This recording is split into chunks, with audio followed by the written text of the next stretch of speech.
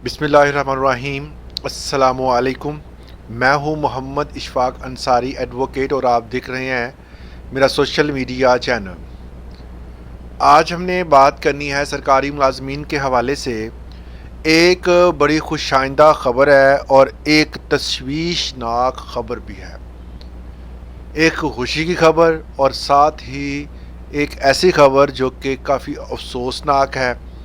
उस हवाले से तकरीबन बहुत एफ़र्ट की है, पार्लियामेंट में तकारीर भी हुई।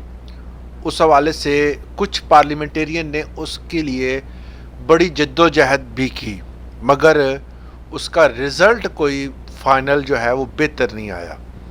एक ऐसी खबर है कि जिससे सूबाई हुकूमत ने जो मुलाजमीन के हक़ में एक अच्छा फ़ैसला करने जा रही है उसके बारे में बात करेंगे। और इसके साथ साथ मैं ये भी बताऊंगा कि रहमान अली बाजवा साहब, लास्ट पे लाजमी बताऊंगा कि उन्होंने एक ऐलान किया है।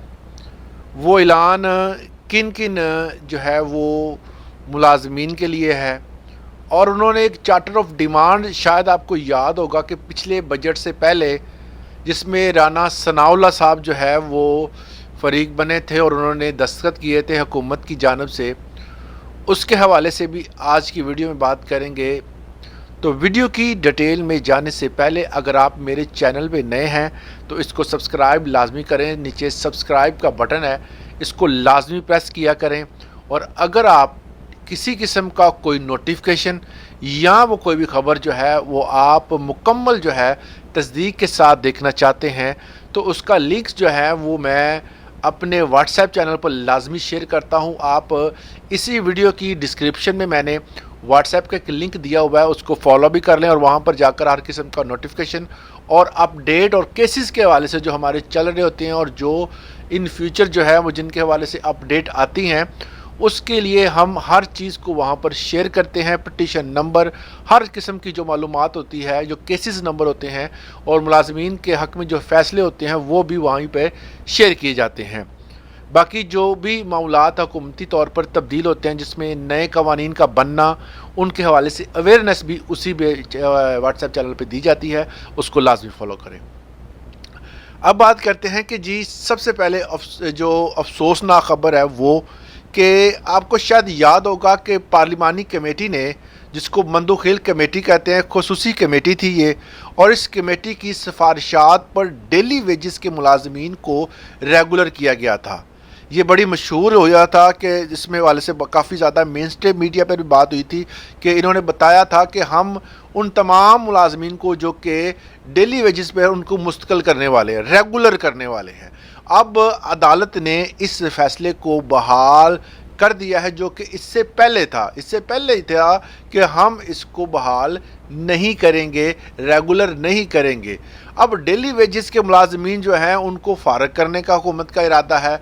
उस हवाले से वैसे भी जो है वो कहते हैं कि पार्लिमानी कमेटी जो है वो कानून से बालातर नहीं हो सकती। जो कवानीन बन चुके हैं उसके आप अपोजिट जाकर फैसले नहीं कर सकते।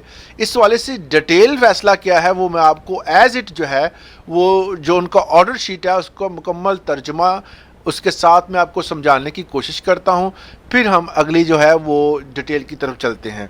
तो सबसे पहले मैं आपको बता दूं कि इसमें है कि हाई कोर्ट ने, डिवीजन बेंच ने सिंगल बेंच के फैसले के खिलाफ दायर की गई इंट्रा कोर्ट अपील्स मुस्तरद कर दी। जस्टिस अरबाब मोहम्मद ताहिर, जस्टिस इनाम अमीन मुनहास पर मुश्तमिल बेंच ने अपीलों को मेरिट के मुनाफी करार दिया। अदालत की जानिब से जारी तहरीरी फैसले में कहा गया कि कौमी असम्बली की खसूसी कमेटी की कारकर्दगी और इसका दायरा महज जो एडवाइजरी नौइयत का था और इसकी रिपोर्ट कौमी असम्बली में पेश किए जाने तक महदूद थी। इस हद तक खसूसी कमेटी की कार्रवाई को आइन और कानून के तहत जायज़ करार दिया गया। बस आप पेश कर सकते हैं, आप कोई जो है वो लीगल वे के मुताबिक जो है वो उस पर अमल दरामद नहीं करवा सकते। ताहम फैसले में वाज़िया किया कि खसूसी कमेटी की तरफ से अदारों के सरबराहान को मुलाजमीन की बहाली, मुस्तकिली के अहकामात देना कानून के मुताबिक नहीं था। इस तरह मुलाजमीन की सीनियरिटी और तनख्वाहों के तयन से मुतल्लक दी गई हदायत भी कमेटी के दायरा इख्तियार से बाहर है। قانونی تقاضوں کے خلاف تھی۔ عدالت نے قرار دیا ہے کہ ایسے اقدامات کو محض انتظامی اور بے ضابطگی نہیں کہا جا سکتا، بلکہ یہ ایک آئینی اور قانونی فریم ورک کی صریح خلاف ورزی کے مترادف ہے۔ میں آپ کو ایک چھوٹی سی اگزامپل سے سمجھاتا ہوں کہ جو ویسے آپ سوچ رہے ہوں گے کہ پارلیمنٹ کا کام جو ہے وہ قانون سازی ہے، تو پھر یہ جو ہے وہ اس فیصلے کو عدالت نے کیوں مسترد کیا؟ یہ قانون سازی نہیں ہو رہی تھی، یہ کوئی بھی جو ہے وہ قرارداد پیش نہیں کی گئی تھی، بلکہ ایک کمیٹی بنائی گئی تھی اور اس کمیٹی نے اپنی سفارشات پیش کی اور اس پر عمل درآمد شروع کر دیا۔ اگر پارلیمنٹ میں اس حوالے سے ووٹنگ ہوتی، باقاعدہ آرڈیننس بنتا یا کوئی بھی امینڈمنٹ ہوتی لاء میں، اس کے بعد جو ہے اس پر جو ہے وہ قانونی طور پر عمل درآمد کروایا جاتا۔ یہ تھا ڈائریکٹ وے، مگر یہ ہے کہ انہوں نے کمیٹی بنائی، کمیٹی کے فیصلوں کو عدالت میں چیلنج کیا گیا، تمام جتنی بھی اپیلیں تھیں وہ مسترد ہو گئی۔ تو یہ عدالت نے بالکل کریکٹ فیصلہ کیا ہے، مگر یہ ہے کہ اگر آپ ریلیف دینا چاہتے ہیں تو اس کا وے ڈائریکٹ استعمال کریں، آپ امینڈمنٹ لے آئیں۔ بیسیکلی مسئلہ یہ ہے کہ اگر آپ کوئی بھی چیز کرتے ہیں، کوئی بھی کام کرتے ہیں، جس طرح آپ کو شاید یاد ہو کہ ابھی پچھلے دنوں ایک جو ہماری وزیر اعلیٰ صاحب نے جو ہے وہ پنجاب کی، انہوں نے ایک نیا جو ہے وہ آرڈیننس پاس کیا۔ وہ آرڈیننس جو تھا وہ ہماری پراپرٹی کے متعلق تھا، اور اس طرح اور بھی بہت سارے ایسے آرڈیننس آ رہے ہیں جو کہ گورنر کے سائن کے بعد اس کو لاگو کیا جاتا ہے۔ تو اسی طرح کا اگر کوئی قانون میں امینڈمنٹ کرنی ہے، جس طرح امینڈمنٹ کی گئی ہے پی پی سی میں کہ اگر کوئی بھی بندہ جادو کا کرتا ہے، ٹونا کرتا ہے یا کسی قسم کا ایسا عمل کرتے ہوئے پکڑا جاتا ہے تو اس کو سزا ملے گی، جس کی سزا 6 ماہ سے لے کر تقریباً 7 سال تک ہے۔ یہ قانون میں امینڈمنٹ کر دی گئی۔ اب اس کے جب امینڈمنٹ کی جاتی ہے تو پھر اس پر عمل درآمد کروانا عدالتوں اور آئینی جتنی بھی ہمارے ادارے ہیں ان کی ذمہ داری ہو جاتی ہے۔ تو یہ فیصلہ جو تھا یہ کوئی ایسی امینڈمنٹ نہیں تھی، بلکہ کمیٹی کا خود فیصلہ تھا اور کمیٹی نے اس کو لے کے چلایا۔ تو اس صورتحال میں عدالت نے یہ فیصلہ جو کیا ہے، یہ تمام تر وہ بندے جو خوش تھے کہ جی ہمیں ریگولر کر دیا جائے گا، ہم کانٹریکٹ پہ ہیں، ان کے لیے بالکل چٹی صاف نہ ہے، وہ نہیں ہوں گے اب ریگولر۔ حکومت نے اس حوالے سے بڑا کلیئر جو ہے وہ عدالت سے بھی فیصلہ اب آ گیا ہے، اب ان کی کوئی امید نہیں ہے۔ دوسرے نمبر پہ میں آپ کو بتا دوں کہ جو بڑی اہم اور خوشی کی خبر یہ ہے کہ جو نئے آئی جی صاحب آئے ہیں سندھ میں، انہوں نے آتے ہی ایک بڑا اہم فیصلہ کیا۔ آپ کو پتہ ہے کہ جو سندھ کی پولیس ہے وہ ہمیشہ یہ رونا روتی ہے کہ جی ہماری تنخواہیں کم ہیں۔ تنخواہیں کس کے برابر، کس کے حساب سے کم ہے؟ وہ کہتے ہیں جی پنجاب میں جو ملازمین ہیں، جو پولیس کے ملازمین ہیں، ان کی تنخواہیں زیادہ ہیں، تو ہماری بھی اس حساب سے جو ہے تنخواہیں زیادہ ہونی چاہیے۔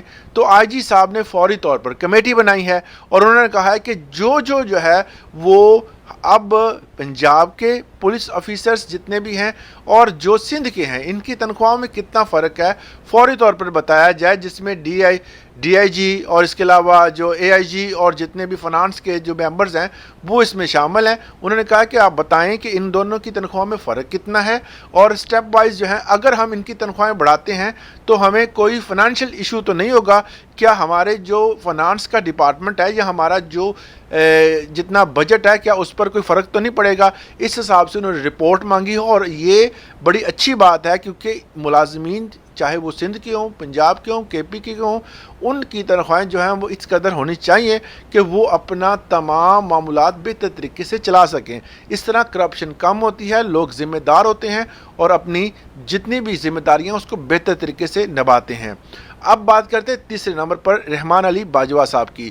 رحمان علی باجوہ صاحب نے ایک اعلان کیا ہے، باقاعدہ ایک جو ہے وہ اپنے انداز میں فیس بک پہ آ کے وہ لائیو سٹریم کرتے ہیں، تو اس میں انہوں نے بتایا ہے کہ ہم نے ایک بڑا معاہدہ کیا تھا جس میں جناب رانا ثناء اللہ صاحب جو ہیں وہ آئے تھے، انہوں نے باقاعدہ اس چارٹر آف ڈیمانڈ پر دستخط کیے تھے۔